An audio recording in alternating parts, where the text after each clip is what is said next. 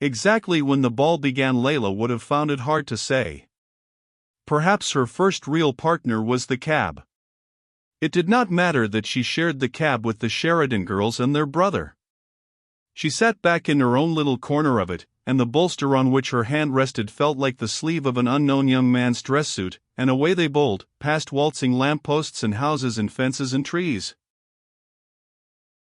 "Have you really never been to a ball before, Layla?" "But, my child, how too weird," cried the Sheridan girls. "Our nearest neighbor was 15 miles, said Layla softly, gently opening and shutting her fan. Oh dear, how hard it was to be indifferent like the others. She tried not to smile too much, she tried not to care. But every single thing was so new and exciting. Meg's tuberoses, Jose's long loop of amber, Laura's little dark head, pushing above her white fur like a flower through snow. She would remember forever.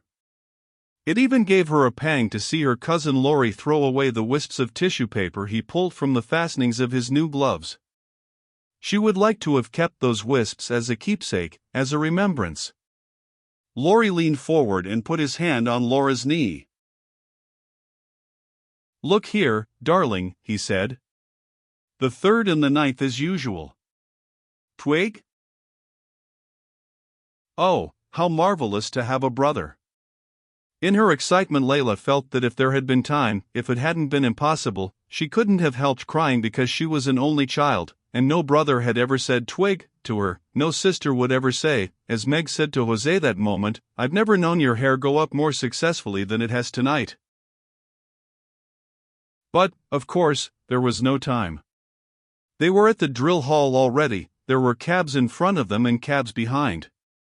The road was bright on either side with moving fan-like lights, and on the pavement gay couples seemed to float through the air, little satin shoes chased each other like birds. Hold on to me, Layla, you'll get lost, said Laura.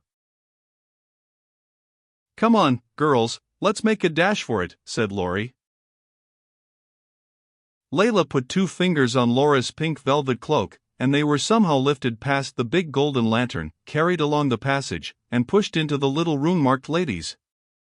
Here the crowd was so great there was hardly space to take off their things, the noise was deafening. 2 benches on either side were stacked high with wraps. 2 old women in white aprons ran up and down tossing fresh armfuls. And everybody was pressing forward trying to get at the little dressing table and mirror at the far end. A great quivering jet of gas lighted the ladies' room. It couldn't wait, it was dancing already. When the door opened again and there came a burst of tuning from the drill hall, it leaped almost to the ceiling. Dark girls, fair girls were patting their hair, tying ribbons again, tucking handkerchiefs down the fronts of their bodices, smoothing marble white gloves. And because they were all laughing, it seemed to Layla that they were all lovely. Aren't there any invisible hairpins? Cried a voice. How most extraordinary! I can't see a single invisible hairpin. Powder my back, there's a darling, cried someone else. But I must have a needle and cotton. I've torn simply miles and miles of the frill, wailed a third. Then, pass them along, pass them along. The straw basket of programs was tossed from arm to arm. Darling little pink and silver programs, with pink pencils and fluffy tassels. Layla's fingers shook as she took one out of the basket. She wanted to ask someone, am I meant to have one too, but she had just time to read, Waltz 3. 2 in a canoe. Polka 4. Making the feathers fly, when Meg cried, ready, Layla, and they pressed their way through the crush in the passage towards the big double doors of the drill hall. Dancing had not begun yet, but the band had stopped tuning, and the noise was so great it seemed that when it did begin to play it would never be heard. Layla, pressing close to Meg, looking over Meg's shoulder, felt that even the little quivering colored flags strung across the ceiling were talking.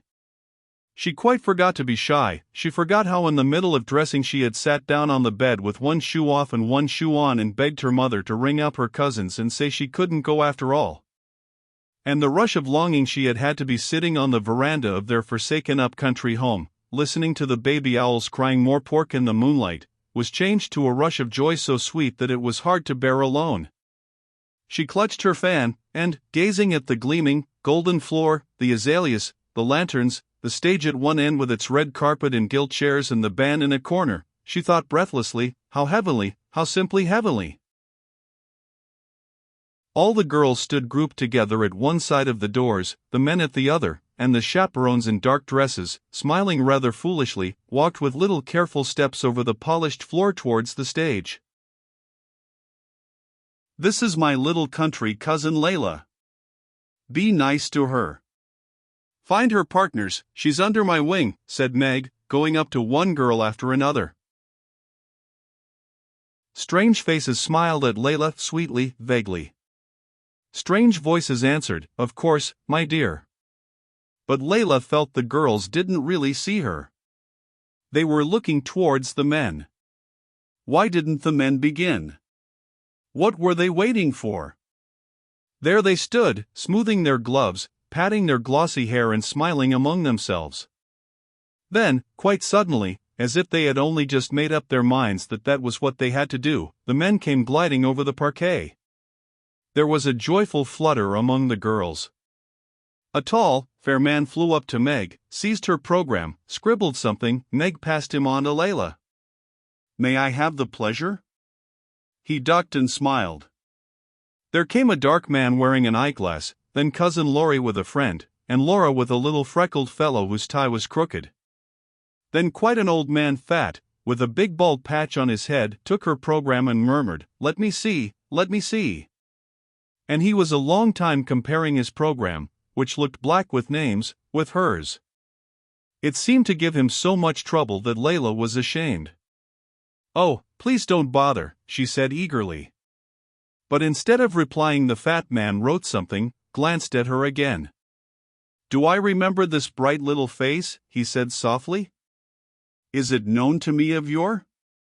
At that moment the band began playing, the fat man disappeared. He was tossed away on a great wave of music that came flying over the gleaming floor, breaking the groups up into couples, scattering them, sending them spinning. Layla had learned to dance at boarding school. Every Saturday afternoon the boarders were hurried off to a little corrugated iron mission hall where Miss Eccles, of London, held her select classes. But the difference between that dusty-smelling hall, with calico texts on the walls, the poor terrified little woman in a brown velvet toque with rabbit's ears thumping the cold piano, Miss Eccles poking the girl's feet with her long white wand, and this was so tremendous that Layla was sure if her partner didn't come and she had to listen to that marvelous music and to watch the others sliding, gliding over the golden floor, she would die at least, or faint, or lift her arms and fly out of one of those dark windows that showed the stars. "Ours, I think." Someone bowed, smiled, and offered her his arm. She hadn't to die after all. Someone's hand pressed her waist, and she floated away like a flower that is tossed into a pool. "Quite a good floor, isn't it?" drawled a faint voice close to her ear. "I think it's most beautifully slippery," said Layla. "Pardon." The faint voice sounded surprised. Layla said it again. And there was a tiny pause before the voice echoed, "Oh, quite," and she was swung round again. He steered so beautifully. That was the great difference between dancing with girls and men, Layla decided. Girls banged into each other, and stamped on each other's feet. The girl who was gentleman always clutched you so. The azaleas were separate flowers no longer. They were pink and white flags streaming by. "Were you at the Bells last week?" the voice came again. It sounded tired. Layla wondered whether she ought to ask him if he would like to stop. "No, this is my first dance," said she. Her partner gave a little gasping laugh. "Oh, I say," he protested. "Yes, it is really the first dance I've ever been to." Layla was most fervent. It was such a relief to be able to tell somebody. You see, I've lived in the country all my life up till now. At that moment the music stopped, and they went to sit on 2 chairs against the wall. Layla tucked her pink satin feet under and fanned herself, while she blissfully watched the other couples passing and disappearing through the swing doors. "Enjoying yourself, Layla?" asked Jose, nodding her golden head. Laura passed and gave her the faintest little wink. It made Layla wonder for a moment whether she was quite grown up after all. Certainly her partner did not say very much. He coughed, tucked his handkerchief away, pulled down his waistcoat, took a minute thread off his sleeve. But it didn't matter. Almost immediately the band started and her second partner seemed to spring from the ceiling. "Floor's not bad," said the new voice. "Did one always begin with the floor? And then, were you at the Neves on Tuesday?" And again Layla explained. Perhaps it was a little strange that her partners were not more interested. For it was thrilling. Her first ball. She was only at the beginning of everything. It seemed to her that she had never known what the night was like before. Up till now it had been dark, silent, beautiful very often, oh yes, but mournful somehow. Solemn. And now it would never be like that again. It had opened dazzling bright. "Care for an ice?" said her partner. And they went through the swing doors, down the passage, to the supper room. Her cheeks burned, she was fearfully thirsty. How sweet the ices looked on little glass plates and how cold the frosted spoon was, ice too. And when they came back to the hall there was the fat man waiting for her by the door. It gave her quite a shock again to see how old he was. He ought to have been on the stage with the fathers and mothers. And when Layla compared him with her other partners he looked shabby. His waistcoat was creased, there was a button off his glove, his coat looked as if it was dusty with French chalk. "Come along, little lady," said the fat man. He scarcely troubled to clasp her, and they moved away so gently, it was more like walking than dancing. But he said not a word about the floor. "Your first dance, isn't it?" he murmured. "How did you know?" "Ah," said the fat man, "that's what it is to be old." He wheezed faintly as he steered her past an awkward couple. "You see, I've been doing this kind of thing for the last 30 years. 30 years, cried Layla. 12 years before she was born. It hardly bears thinking about, does it? Said the fat man gloomily. Layla looked at his bald head, and she felt quite sorry for him. I think it's marvelous to be still going on, she said kindly. Kind little lady, said the fat man, and he pressed her a little closer, and hummed a bar of the waltz. Of course, he said, you can't hope to last anything like as long as that.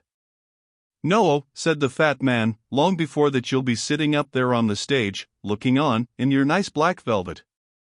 And these pretty arms will have turned into little short fat ones, and you'll beat time with such a different kind of fan, a black bony one. The fat man seemed to shudder. And you'll smile away like the poor old dears up there, and point to your daughter, and tell the elderly lady next to you how some dreadful man tried to kiss her at the club ball. And your heart will ache, the fat man squeezed her closer still, as if he really was sorry for that poor heart, because no one wants to kiss you now. And you'll say how unpleasant these polished floors are to walk on, how dangerous they are. Mademoiselle Twinkletoes, said the fat man softly. Layla gave a light little laugh, but she did not feel like laughing. Could it all be true? It sounded terribly true. Was this first ball only the beginning of her last ball, after all? At that the music seemed to change, it sounded sad, it rose upon a great sigh. Oh, how quickly things changed! Why didn't happiness last forever? Forever wasn't a bit too long. I want to stop, she said in a breathless voice. The fat man led her to the door. No, she said, I won't go outside. I won't sit down. I'll just stand here, thank you. She leaned against the wall, tapping with her foot, pulling up her gloves and trying to smile. But deep inside her a little girl threw her pinafore over her head and sobbed. Why had he spoiled it all? I say, said the fat man, you mustn't take me seriously, little lady. As if I should, said Layla, tossing her small dark head and sucking her underlip. Again the couples paraded. The swing doors opened and shut. Now new music was given out by the bandmaster. But Layla didn't want to dance anymore. She wanted to be home, or sitting on the veranda listening to those baby owls. When she looked through the dark windows at the stars, they had long beams like wings. But presently a soft, melting, ravishing tune began, and a young man with curly hair bowed before her. She would have to dance, out of politeness, until she could find Meg. Very stiffly she walked into the middle, very haughtily she put her hand on his sleeve. But in 1 minute, in one turn, her feet glided. The lights, the azaleas, the dresses, the pink faces, the velvet chairs, all became one beautiful flying wheel. And when her next partner bumped her into the fat man and he said, "Pardon," she smiled at him more radiantly than ever. She didn't even recognize him again.